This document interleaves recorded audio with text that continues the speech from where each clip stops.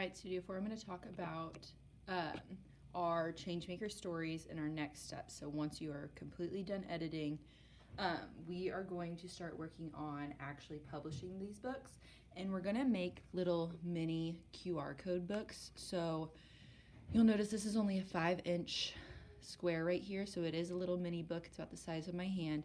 And then when we're done, we're going to put our stories in QR code form so that anyone can just scan it with their iPad or their phone, and then they'll read your story. So the first thing that I want you to do is to design your cover. There are a couple things that I'm expecting out of our covers. I expect that there's color with no white space, your title and the author, so your name, somewhere on your cover. Notice I got a little creative with it. My story is called A Night for All, so I made the rainbow to kind of represent that. Some different skin color hands holding.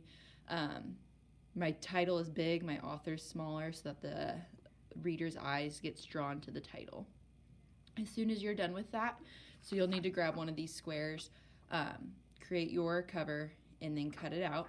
Then you can tell me what color background you want your actual story to be. So I picked this green because I thought it went well with the cover.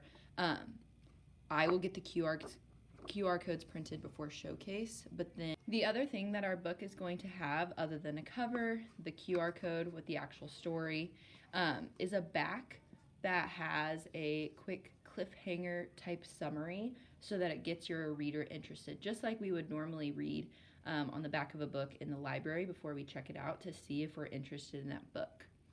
I'm going to read an example of a actual story and how the author is getting the reader interested in the story.